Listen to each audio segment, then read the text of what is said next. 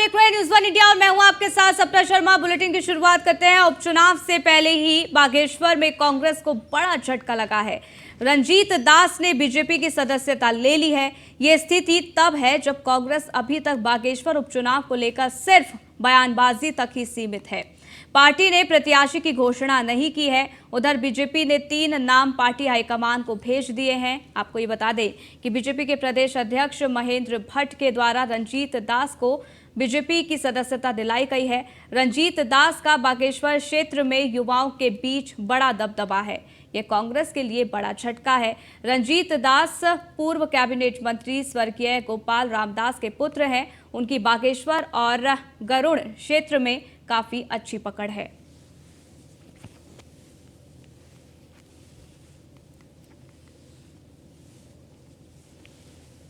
और इसमें 3 दिन पहले इस बात के संकेत दिए थे कि कांग्रेस अब नेतृत्व विहीन हो गई है। ना तो उनका प्रदेश में कोई नेतृत्व है और ना विधानसभा में उन पर चुनाव लड़ने वाले उनके अपने कार्यकर्ता है। उनके कार्यकर्ताओं को लगता है कि छल कपट करके कार्यकर्ता हतोत्साहित करने का भी जो हमारे जिन्होंने पार्टी ज्वाइन की रंजीत दास जी ने जो विषय रखा वो एक प्रकार भावनात्मक विषय था। आखिरकार कार्यकर्ता की अवहेलना कांग्रेस में सतत होती है। वही कारण है कि कांग्रेस खास तौर पर जो अनुसूचित जाति का जो क्षेत्र होते हैं उन क्षेत्रों पर कांग्रेस के लोग अपने प्रत्याशी को जिताने के लिए कोई काम नहीं करते। 3 दिन पहले इस बात के संकेत 5 सितंबर को उत्तराखंड की बागेश्वर विधानसभा सीट पर उपचुनाव होना है। अभी तक बीजेपी और कांग्रेस ने अपने प्रत्याशी घोषित नहीं किए, लेकिन कांग्रेस को प्रत्याशी घोषित करने से पहले ही जोरदार झटका लग गया है। पार्टी के मजबूत नेता रंजीत दास ने बीजेपी ज्वाइन कर ली है। वहीं रंजीत दास के बीजेपी में शामिल होने पर कांग्रेस प्रदेश अध्यक्ष करण माहरा की प्रतिक्रिया सामने आई है। करण माहरा का कहना है कि कांग्रेस ने रंजीत दास को बागेश्वर नगर पालिका अध्यक्ष का चुनाव लड़ाया था। उसके बाद 2022 का विधानसभा का प्रत्याशी भी बनाया था, लेकिन वह हार गए थे। बागेश्वर उपचुनावों के लिए 3 नामों के पैनल में रंजीत दास का नाम भी शामिल किया गया था। उन्होंने ये कहा है कि उन्हें लगता है कि रंजीत दास को अपनी जीत पर भरोसा ही नहीं था, इसीलिए वह भाजपा में चले गए। साथ ही उन्होंने ये कहा कि इस घटना से कांग्रेस कार्यकर्ताओं में गुस्सा है और उन्होंने बीजेपी से इसका बदला लेने की ठान ली है।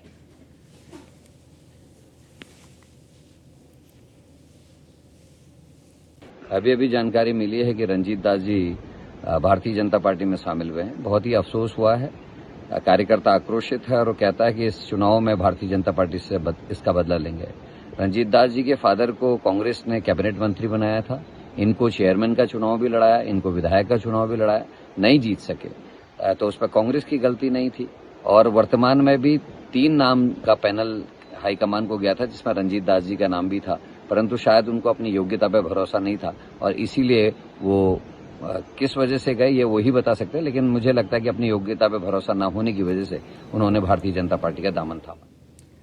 उत्तराखंड में सशक्त भू कानून लागू किए जाने की मांग लगातार बढ़ती जा रही है। इसी मांग को लेकर कभी सियासी दल तो कभी सामाजिक संगठन के लोग सरकार के मुखिया का घेराव करते नजर आ रहे हैं।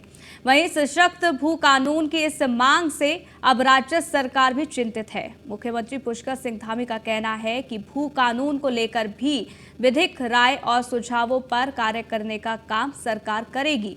वहीं सशक्त भू कानून को लेकर बीजेपी प्रदेश अध्यक्ष महेंद्र भट्ट ने कहा है कि राज्य की पुष्कर सिंह धामी सरकार बोलने में नहीं कार्य करने में विश्वास रखती है, जबकि भू कानून को लेकर विपक्ष राज्य सरकार पर आरोप लगा रहा है।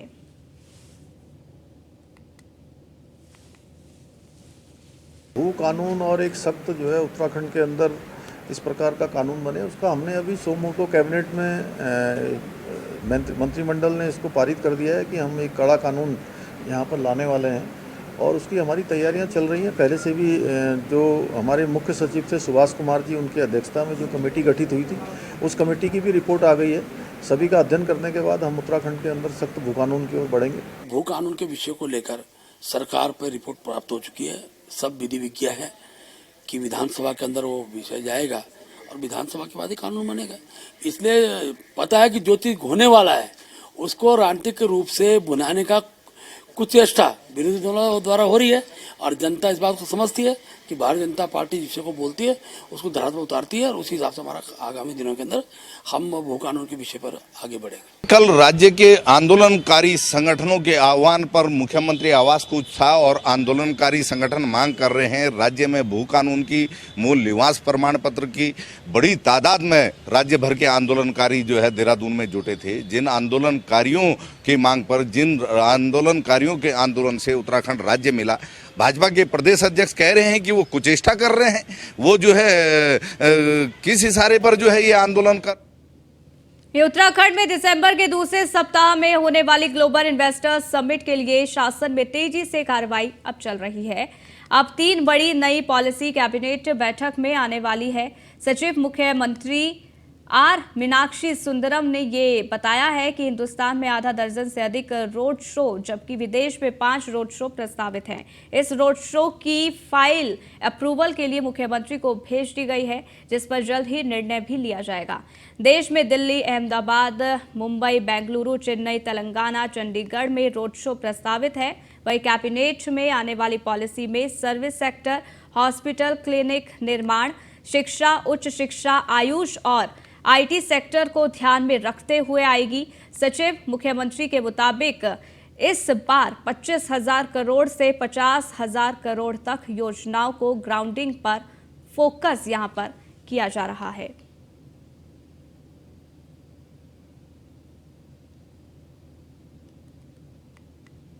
मैक्सिमम पॉलिसीज़ हमारे हो चुके हैं, अभी 3 पॉलिसीज़ और बाकी है।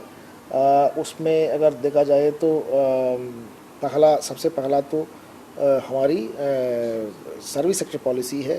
एक एप्पल को लेकर के 2 पॉलिसीज़ बनाए गए थे, ये भी उम्मीद है कि नेक्स्ट कैबिनेट में आ जाएंगे। और तीसरा हमारा पंप स्टोरेज प्लांट का पॉलिसी है, आयुष पॉलिसी है। ये 3-4 पॉलिसीज़ हैं और ये आ जाएंगे तो हम लोग इन्वेस्टर समिट के लिए बिल्कुल रेडी हैं। और हम 6 या 7 road shows with in the country करेंगे और उसके वेन्यूज़ अभी फाइनलाइजेशन के लिए माननीय मुख्यमंत्री जी के अनुमोदन के लिए रखा हुआ है। और उसके साथ साथ मिनिमम 3 मैक्सिमम 5 विदेशी दौरा होंगे जिसमें रोड शोज़ कराए जाएंगे। इन्वेस्टर समिट में हम लोग MOUs के बजाय इस बार ग्राउंडिंग पर ज़्यादा फोकस करेंगे। हमारी जब इन्वेस्टर समिट का जो फाइनल इवेंट समिट इवेंट होगा तब तक हम लोग कोशिश करेंगे कि मिनिमम 25,000 करोड़ का मैक्सिमम 50,000 करोड़ तक के ग्राउंडिंग हमारे हो जाए। एक तो ITC का प्रपोजल है 5,000 करोड़ का इन्वेस्टमेंट का, जिसमें कस्टमर को लिया जा रहा है, तो उसकी अंतिमीकरण कराया जा रहा है। ओबराय ग्रुप ने एक्सप्रेस किया था कि वो अपने 3 होटल्स यहाँ पर बनाना चाहेंगे।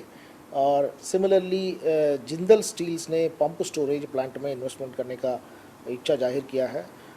ये सब कुछ शुरुआती चीज़ें हैं और इसके अलावा कई सारे लोगों के साथ संपर्क जारी है। यूनिवर्सिटीज़ और मेडिकल कॉलेजेस में भी काफ़ी लोगों ने रुचि दिखाया है, हॉस्पिटल्स में रुचि दिखाई। इसी बीच रुकते हैं एक छोटे से ब्रेक के लिए, जल्द हाजिर होते हैं।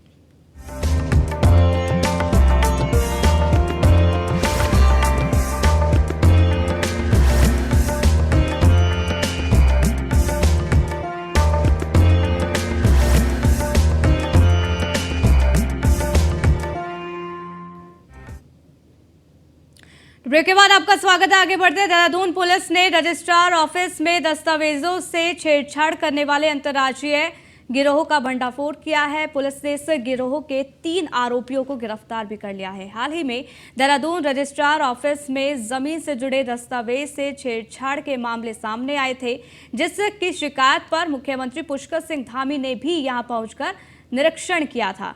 इसके बाद मुख्यमंत्री ने आरोपियों की गिरफ्तारी के लिए पुलिस को निर्देश भी दिए थे। इस निर्देश पर SSP देहरादून ने एक टीम गठित की थी। पुलिस की छानबीन में सामने आया है कि गिरोह का सरगना इमरान नाम का एक वकील है। उसने संतोष अग्रवाल और दीपचंद अग्रवाल 2 चचेरे भाइयों के नाम पर लगभग 12.5 एकड़ जमीन, जो रायपुर थाना क्षेत्र में टी स्टेट की भूमि थी, उसकी हेराफेरी की है। साथ ही रजिस्ट्रार ऑफिस में तैनात एक PRD जवान दालचंद की मदद से इस जमीन के दस्तावेजों से छेड़छाड़ की गई। पुलिस ने आरोपी संतोष अग्रवाल, दीपचंद अग्रवाल और दालचंद को गिरफ्तार कर लिया है। आरोपी वकील इमरान अभी भी फरार है। इमरान की गिरफ्तारी के लिए पुलिस की टीमें रवाना हो गई हैं। माना यह जा रहा है कि इमरान की गिरफ्तारी से देहरादून जमीन फर्जीवाड़े में कई और बड़े खुलासे हो सकते हैं।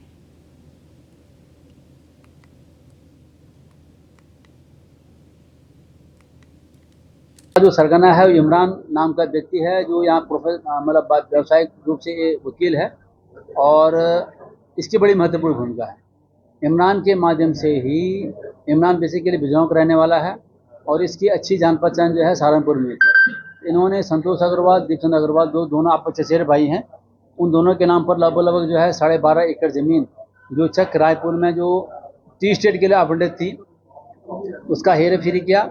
इन्होंने लगभग जो है 19 हेक्टेयर ज़मीन के इसको 12.5 एकड़ को जोड़ करके फौज तरीके से मतलब रजिस्ट्री कॉपी तैयार करके और सब रजिस्ट्रार ऑफिस वालों से मिल करके उसको किया। और इससे सब रजिस्ट्रार ऑफिस में जो एक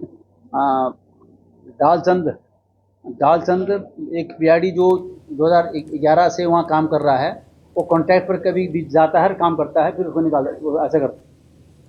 वहीं मुख्यमंत्री पुष्कर सिंह धामी के पूर्व निजी सचिव प्रकाश चंद उपाध्याय सहित 7 लोगों पर धोखाधड़ी का आरोप लगा है, जिसके बाद पुलिस ने धोखाधड़ी सहित अन्य धाराओं में मुकदमा दर्ज किया है।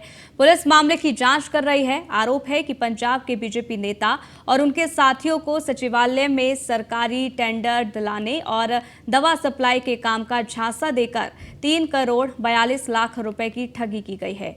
भाजपा नेता की तहरीर के आधार पर पुलिस ने नगर कोतवाली में पूर्व निजी सचिव सहित 7 लोगों के खिलाफ धोखाधड़ी सहित अन्य धाराओं में मुकदमा दर्ज किया है। पुलिस मामले की जांच कर रही है।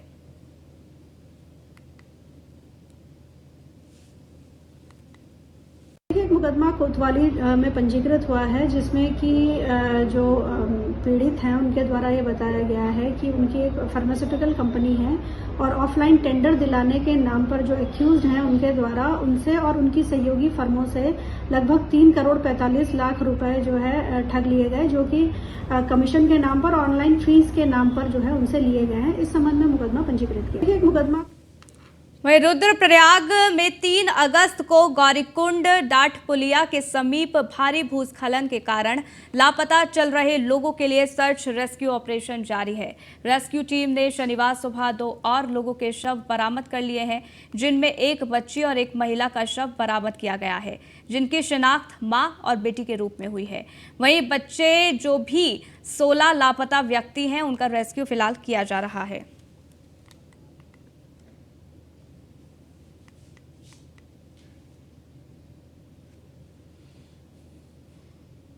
केदारनाथ यात्रा मार्ग पर फाटा क्षेत्र के तरसाली में गुरुवार रात भूस्खलन के कारण कार में सवार 5 लोग मलबे में दब गए, लेकिन बारिश के कारण शुक्रवार को उनके शव बरामद किए गए हैं। मृतकों में गुजरात के 3 और हरिद्वार का 1 श्रद्धालु शामिल है। पुलिस ने कहा है कि 5वें पीड़ित की पहचान करने के प्रयास जारी हैं।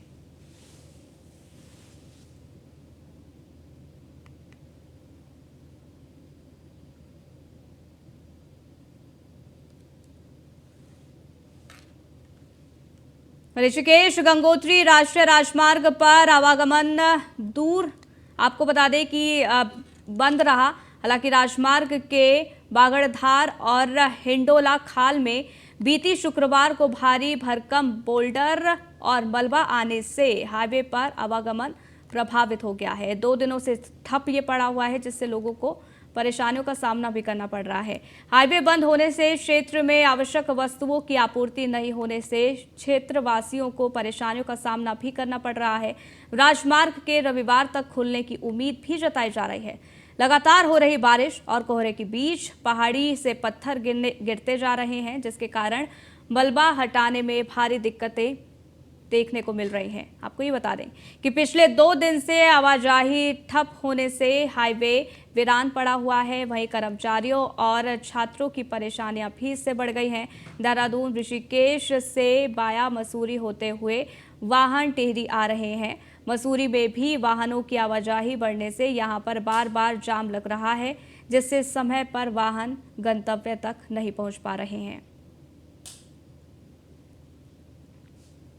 कल दिन में सिलमड़ आगरा के पास ऋषिकेश चंबा हाईवे भूस्खलन होने के कारण बाधित हो गया था, जो खुलने का प्रयास किया जा रहा है क्योंकि मलबा काफ़ी भारी मात्रा में है, तो ऐसे उम्मीद है कि आज शाम तक ये हाईवे ओपन हो जाएगा। ये बंद हो गया था और लगभग 24 घंटे होने वाले हैं। पूरा ऊपर से पहाड़ी करीब 150 मीटर ऊपर से पूरी पहाड़ी नीचे आ गई है, पूरी पहाड़ी नीचे आ गई है, जिससे कि ये पूरा रोड बंद हो गया। करीब 100 मीटर लंबाई में पूरा रोड बंद है।